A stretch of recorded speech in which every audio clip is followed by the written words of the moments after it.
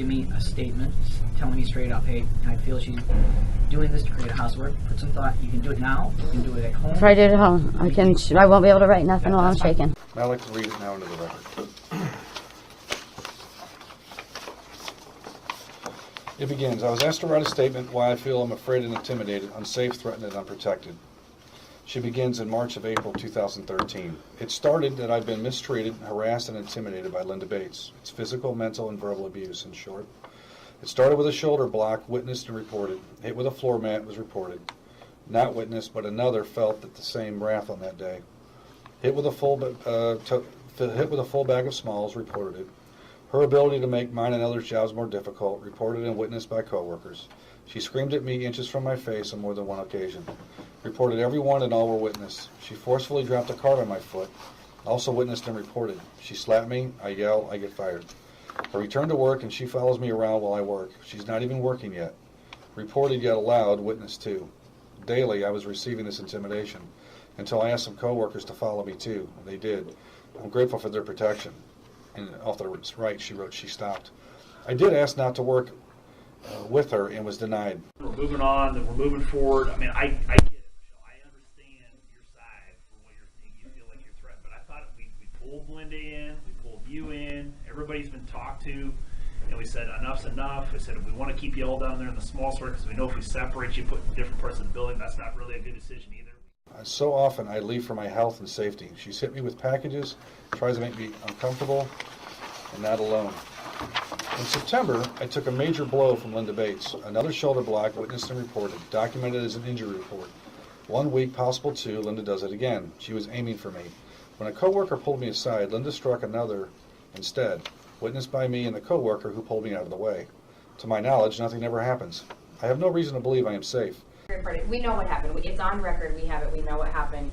Michelle, I'll be honest, there was a lot of people interviewed, and My 2 people that witnessed it. The only 2 people that witnessed it. A lot of people interviewed. Who else got interviewed? well, that's my.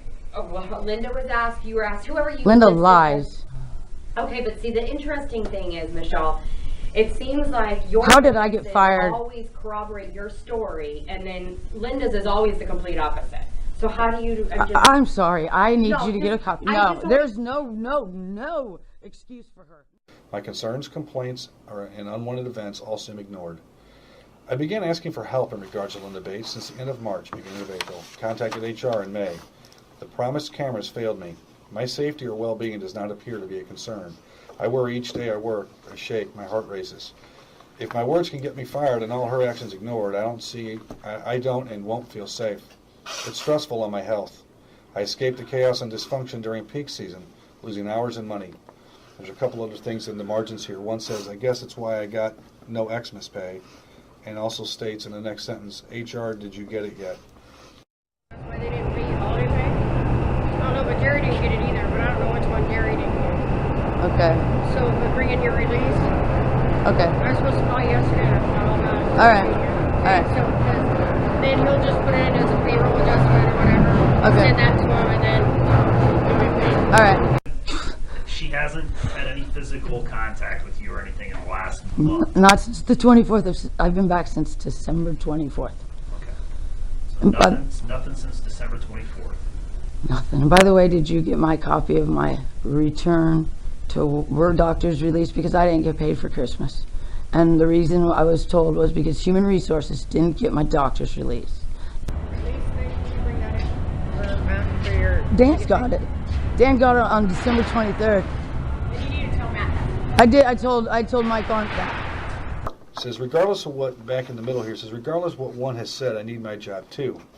She continues to write, I delivered my doctor's release to Dan Kelly December 23rd and returned December 24th. Linda paced many times around me that morning. After break, I returned to my area. It was necessary for me to walk past Linda. She was walking backwards, about to collide into me. I said, behind you, be careful, don't want you to walk into me. She started to scream at me to shut up, shut up, shut up. Many saw it, more heard it, also reported it. And she writes, now the big thing. On January 5th, parking my car, when Linda pulled in the park right next to me, it's not where she normally parks, not by any means saying she did it. But the last time she parked close, upon my return from termination, my newly purchased new tires vehicle had a flat, not saying she did it. not feeling comfortable by any means. I moved my car and parked inside. I figured someone else almost always went up in my parking inside due to the lack of handicapped parking spots. She made a couple notes here. She says it was a Sunday double shift, and then the left-hand margin says why is me parking inside a problem, and then the other farther in the left-hand side it says why is Linda allowed to make it a big deal. Thank you. I go into work and I'm confronted by Dan and Denise. And Dan explained that Linda had problems or issues with me moving my car and relayed this to Dan. Dan informed me they'll be documenting now. First and foremost, me moving my car. Sorry, makes no sense to me. Only because I'm told my issues or problems are petty and stupid. This parking is. Now, today, January 7th, I get to work and she's not in her normal spot again. My only option is parking next to her. I chose not to. I feel threatened, antagonized practically daily by her. I don't trust her. It's in the right margin. No cameras to watch either. She also writes, I was approached by Jeremy and told I have to park by her. She writes, a big thing, 15-minute parking. Oh, excuse me, a big thing is my parking. I asked him if we could talk. He told me no. I told him I will not park next to her. Again, I don't feel safe. You can't park in the inside. I'm threatened by this woman.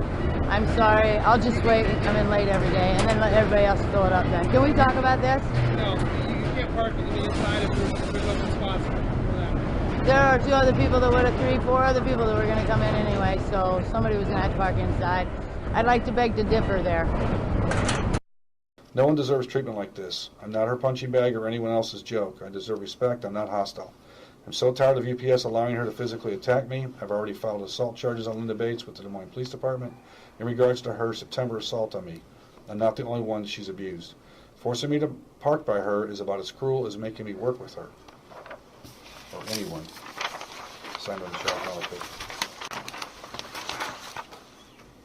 That's fine. Linda asserted that she was 100% innocent and that everyone else was lying about what had happened. UPS Day Sort Manager Dan Kelly then clearly stated, I believe you, Linda. In addition, Linda had filed a complaint against Michelle Mullica. As a result, a meeting was scheduled on January 14, 2014 with Linda, Michelle, the union business agent, the HR manager, the day sort manager, and me. The meeting was set up to put an end to the constant harassing that Linda and Michelle have had against each other. Linda and Michelle read their complaints against each other during this meeting. At that time, the company offered a unique solution to this problem. Both employees needed to work at different sorts, they would not be working with one another. Staying on the day sort was not an option. This would allow both employees to remain employed with final warnings for violations of the workplace violence anti-harassment policy. Because a mutual agreement could not be reached, Linda and Michelle were both terminated for continued violations of the policy. I can read now. Yep, you can read. I have always taken pride in the way I do my job. I work hard and do the best I can while on the clock. I am one of the most productive employees in the Smalls area, and all of this, I believe, is why 2 girls in particular have been nonstop trying to get me moved or fired. Sandy Pierce, this was investigated and proved that she was going out of her way to have me fired. Michelle, I thought everything was over with then. Michelle started having issues with me when my numbers surpassed hers, and then was constant complaining on her part that I was taking too many envelopes. Envelopes. This is all about envelopes. She lost her temper one day and had to be taken out of Smalls area for the day because she couldn't calm down. She was, I believe, taken to another belt to work. Then one day the worst happened. I moved a mat to my position. Everybody, when they get assigned a position, they go over there, they find a mat to put under the position if there isn't already one. I moved the mat to my position. I made sure, I checked her position, made sure I did not touch the one that was in hers. It was another mat. Everybody does this. She totally lost her temper, called me a bitch, started screaming for a supervisor. I had already been informed months before that, after complaining about what's going on down there, to just come to work, clock in, keep my mouth shut, do my job, clock out. I said nothing. Nobody did anything about her losing her temper, calling me a bitch, so when I had the chance, I went up in the office to complain. Next thing I know, we were both temporarily fired until further investigation and escorted out. the most embarrassing moment in my life. I have never been fired from any job in my life because I've always been an exemplary employee. I was brought back with pay because she was the only person doing the screaming. It was only when she had to go to state, the first time ever that anybody alleged violence.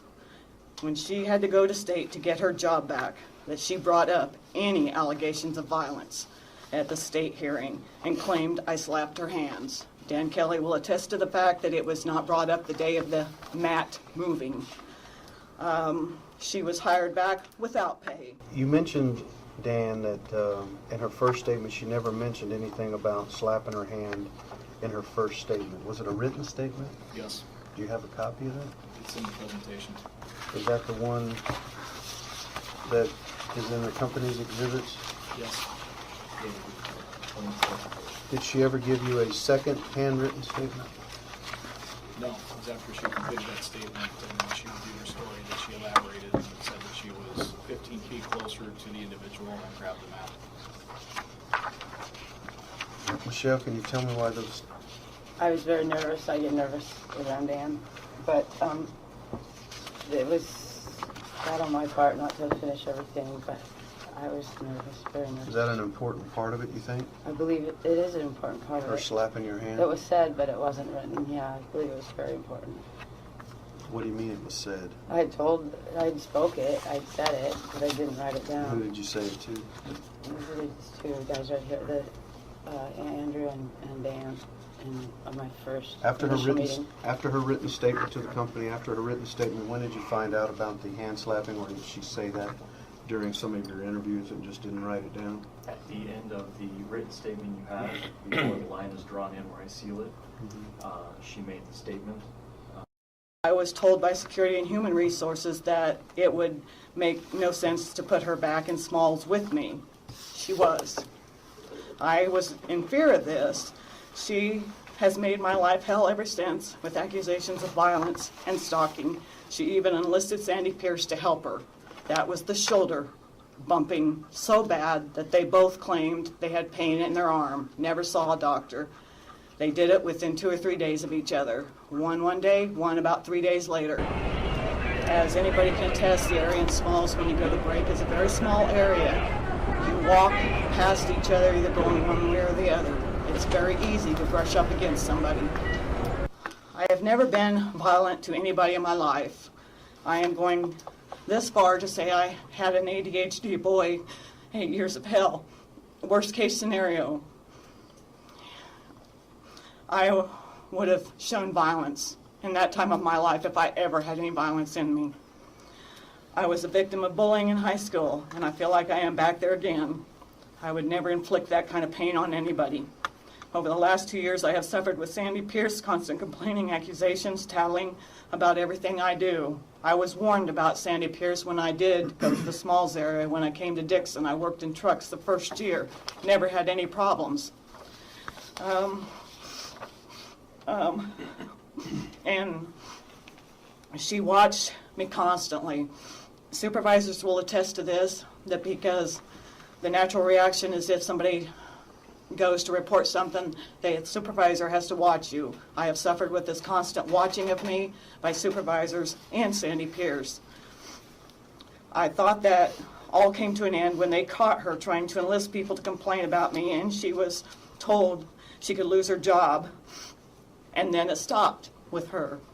It totally was easy to go to work after that. Then Michelle started in. Michelle started with the envelopes and complained constantly. Linda's taken too many envelopes, and envelopes are lighter, they help your numbers, but the supervisors watched me on several occasions and even went to my bagger to ask them if she's only taken small items.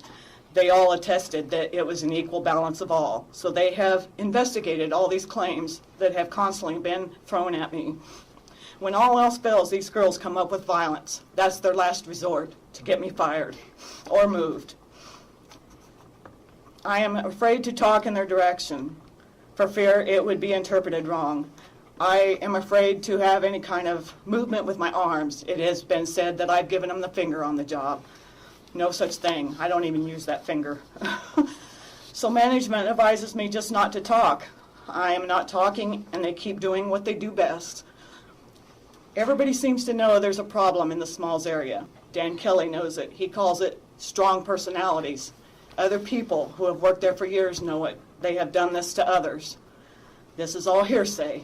I even talked to another girl, Melissa Copper, who they've done this to, and she told me that they filed complaint after complaint after complaint against her, Sandy Pierce and Chris Peak, trying to get her fired from being a supervisor. It didn't work. She's still there. I don't know what. All I have to do is to show up. All I have to do is to show up for work, and it aggravates them. I told Dan Kelly I don't know what else to do except not come into work. I've even done that a couple times because I didn't want to deal with it. I've always been able to come to work, do my job, do an excellent job, and go home and be able to look myself in the mirror. I have avoided Michelle at all costs and tried not to be in the same area until we start work. There is absolutely no proof. Was Linda on the clock? Linda, I don't know the specifics of when it happened, if that happened to start up. She does the setup. Everybody else is sitting on the sidelines. Setup normally starts before the rest of the sort, correct? Would you agree with that premise? True. Yes. Okay. Her statement is, and wasn't rebutted by you, that she was on the clock. It was actually your statement you presented. Was not on the clock. So is it appropriate for Linda to even be around what she's doing at that time? She's not even on the clock. Why would she come over there where Michelle was at? That's where, if I can speak to that, she communicated to me that she went over, she checked the lineup, she saw where she was going to be positioned for that day. She went over there, set her lunchbox or her bags down, and was waiting for work to start. So that's the time she decided to start jerking Matt's around when she's off the clock? That would be apparently correct. She's supposed to work off the clock? Negative. I've asked them to look at cameras numerous times. I've asked them if they have any footage. I don't even know if they have camera footage. They told me they're putting in extra cameras because of all this crap. There's no proof of any violence. The only witnesses Michelle has is Sandy Pierce, of all people. Sandy Pierce, who has the same agenda as she has. For the last 2 years, I've dealt with Sandy Pierce until she found out she could lose her job. They have been trying to cry violence before, and no one believed them. I have never been reprimanded or written up for any violence. So why now? I've had to sign that paper because of their constant going up to the office and complaining. And I have had to sign the paper because they have to review, that's agenda. They have to review the violence paper with me, the harassment paper. I believe because I again complained and decided to file harassment, against the two of them, I am fired. Both times, I finally decided to officially file a complaint. I was fired immediately. These girls have been complaining about me for a year. Violence. And yet, I still kept my job because people believed in me. Now, I make a complaint, I'm fired. UPS wants the trouble to go away. If they have done nothing till now, when everything has escalated, and their solution is to fire the two of us to solve the problem. They're going to lose a good employee. Michelle, they even at one time wanted to take the computers out of Small, these two girls, because they didn't want me looking at it, because my numbers were above everybody else's. Dan Kelly said that would not happen. They've even tried shutting the computer off. All I have to do is turn it back on. So despite me doing everything the company has asked me to do, keeping my mouth shut, avoiding them, avoiding Michelle, I am fired because I decided enough is enough and filed official harassment papers against Michelle and Sandy. And Sandy was included in my harassment because she went and filed a paper along with Michelle that I have been violent towards her, only after Michelle did. Again, fired for complaining. I wish someone would tell me why, after months of them complaining about me and alleged violence, why I wasn't fired or either of them, only now after I officially complained. I want to give you the definition of bullying. To coerce by threats, intimidation. A person who is habitually overbearing, that would be Sandy and Michelle both. Repeated verbal, social, or psychological behavior that is harmful and involves misuse of power by an individual towards one or more persons and can have long-term effects in the workplace or school or wherever it's at. This don't just happen in schools. This happens in a workplace. And I am not the only one. I have talked to other girls that have been intimidated by these two. Well, as I said before, Dan, a lot of people, Denise rewarded me with a t-shirt once in Smalls. I was rewarded constantly at the airport because of my good work. Denise wanted to reward me with a t-shirt because of my consistent keeping my numbers up there, because some people will be good one day and lousy the next. I'm consistent. She told me to keep it under wraps. She snuck the t-shirt over to me and she said, please don't say anything. We don't want to upset the girls. It won't stop with me. If I'm gone, they'll pick somebody else. They always have. It's a small group of girls.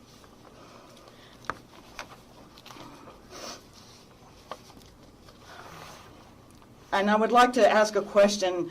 Usually when somebody bullies another person, you ask why. Usually it's because they have a low self-esteem, there's an agenda, something. I have excellent numbers. I have more hours than either girl. I work double shifting. My hours run between 35 and 40 hours a week for the last year. My pay increased. Why would I bully them? Why would I care about them? That's the question I have, because their numbers aren't good. Sandy's nor Michelle's. They only choose when they want to be good to be good. I do that all the time. It's my work ethic. It's always been my work ethic to do the best job I can while I'm at work. As far as the throwing of packages, nobody's witnessed this again. Supervisors have watched all the time. Supervisors have been sent down there to watch. Nobody has ever witnessed anything throwing at anybody. I would not do that. I have watched people escorted out the very day they threw any kind of object whatsoever. I would never do that to risk losing my job. I need my job. Bottom line, if I wouldn't have said anything, if I would have kept my mouth shut, as I have always done for the last 2 or 3 years until I've had enough, if I would have kept my mouth shut, if I hadn't officially filed papers, I would still have a job. I rocked the boat. I'm fired. I don't know what else to say. All the accusations, Michelle, and the parking in the parking lot, that was not why I went to somebody that day. I went to somebody that day because I had been to Dan Kelly and others to constantly ask them to please ask her not to talk to me. I have dealt with every day since this Civil Rights Commission thing. Every day I've dealt with her coming and making snide remarks to me under her breath, walking by me. Anything. Every day. The last 2 days, she verbally threatened that she's going to file a lawsuit against me. That's when I decided to go up to the office and file harassment. She was getting to me, that's threatening. The others I can deal with. I've dealt with that. If I'd have just, if I could look back now, I wouldn't have said a damn word. I'd have kept my mouth shut to keep my job. I have no other income. I have no husband, no boyfriend. This is my life. I don't know what else to say.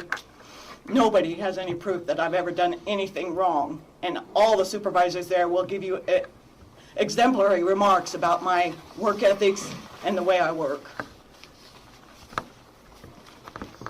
Anything else you want to add? I hope I covered it all. You will rest with the right to rebut. Dan did get up and say, Linda, I believe you. That is absolutely true. When Linda talks to me and she explains what's going on with Michelle Mullica, I believe her. I believe that she feels that those things that are taking place with Linda are real. They bother her. They cause her stress. These kind of remarks that are made in the small sort, they legitimately bother Linda.